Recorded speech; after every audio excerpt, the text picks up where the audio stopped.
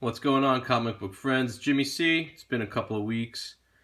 I'm slowing down. Baby's due December, so I'm pretty much on cruise control.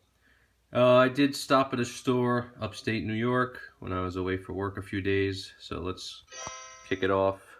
Nothing crazy. I got, I don't know, maybe 10 books for $10. Masters of Universe 1 and 2.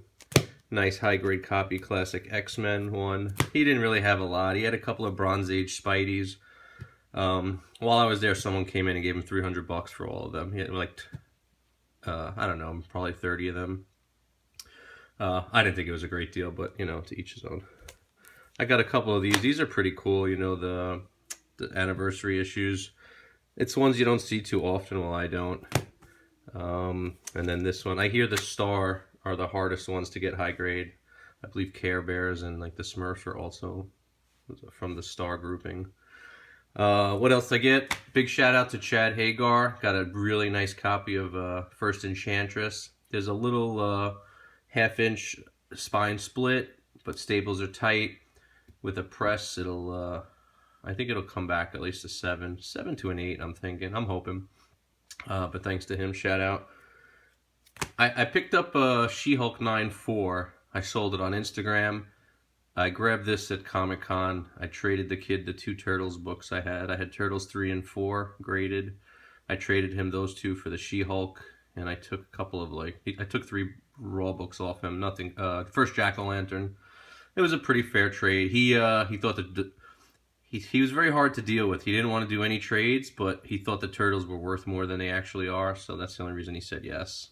But anyway, I sold that one, and I stumbled in. Oh no, I'm sorry. I traded him, and I got this. The 9.4 I bought and I sold already, but I'm gonna keep this. There's so much room to run on She-Hulk. 9.6 white pages. I mean, aside from a 9.8, you can't do much better. So I'm just gonna put that one away. Just picked these up today from my buddy Nick.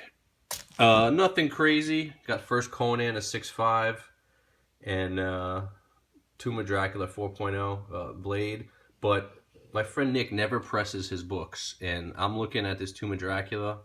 It looks great already. There's really nothing wrong with it, and then I see a few creases and stuff. With a press and a regrade, I think it's gonna pull a 7.0. I can't wait to send it in and give it back. He'll go crazy. It'll be so funny. But I mean, realistically, I think it's a 6 all day, maybe a 7. He doesn't press. He won't press books, so this is what happens. So once in a while, I go through his stuff that he's selling, and I see something that's pretty decent, and I'll pull the trigger. All right, let's go on to the artwork. Grab this. I don't know, maybe a month and a half ago. It's on my quest to get a beautiful published splash page of each of the Sinister Six. So 3 down, 3 to go. I got, I have him, I have the Vulture, and I have, I'm drawing a blank. Anyhow, not only is this awesome by David Finch from a New Avengers 1, this is what started it all. This is when he was sitting with the Skrulls impersonating, I believe, Elektra or somebody, where he's getting paid off to short circuit the raft and unleash all the villains from the raft to distract all the superheroes while the Skrulls are starting the secret invasion. So it's awesome. I just love it, man. You can't beat it. And I met Finch at the Comic-Con, and I was telling him about it. I showed him a picture. He's in, like, his eyes lit up. He goes, "Oh, I remember drawing that, and they wanted me to do it without the hood." And I said, "Are you crazy? Without the hood? The hood defines Electro. Without his mask is just drawing a guy in a trench coat." And it's just great, like, when you have the art and you see the artist and meet him, and they're actually great guys, and they give you a little background on, like, what they were doing at the time. It's just awesome all around. On to the next thing I bought. This was pretty much the best and only thing I really bought at Comic-Con. That's the only thing I bought because I traded the She-Hulk. This is Howard the Duck, the hip-hop variant. So here you go. That's the actual one. And as you could see, it's all computer graphics and the duck's cut off. And then here you have the whole image. Obviously they cropped it, but The guy Wando, I was talking to him about 5, 6 months ago, emailing, like trying to buy this from him, and he's just busy, aloof.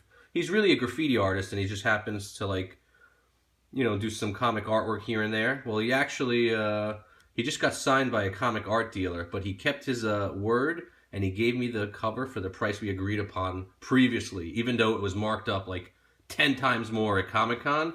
I said, oh man, we kind of had a deal. And he's like, you know what? You're right. I'm going to pull it. Don't worry. And you can have it for that price. So what a great guy, man. And like, how could you go wrong? Like, I was itching to buy something at Comic-Con, and it's like the stars aligned. Books are so overpriced. Like, if it's a book you really want, yeah, you're going to pay retail or a little more at Comic-Con. But, I don't want to do that because, things are tight. And, so I saw this. It was a great price, great guy. And, growing up in the 90s, downtown Manhattan, Brooklyn, I listened to Wu-Tang, Old Dirty Bastard. So it was just a no-brainer. Once again, moving on, next thing I got, last but not least, White Tiger, #1. Where is it?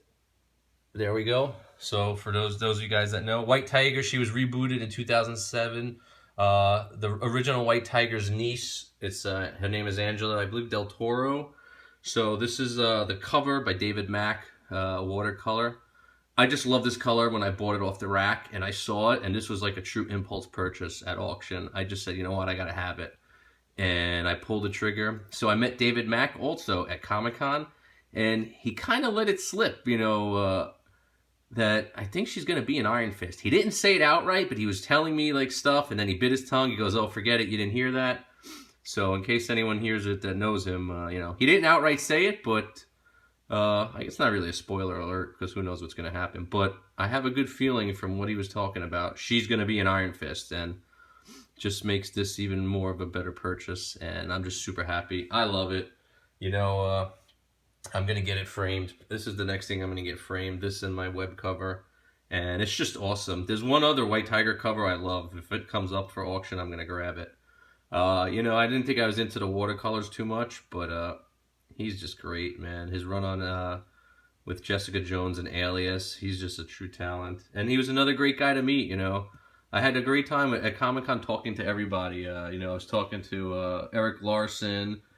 My friend actually brought a page out of Thor from the first book Eric Larson ever drew, and he couldn't believe it. He saw it because he's a big art fan, and he's a collector, and he had a big fire. He lost a ton of stuff. So like to see a page from the first comic you ever drew, I think forever, but if not, at least definitely for Marvel, it was a Thor. He got a real kick out of that. And just good time all around. That's Jimmy C.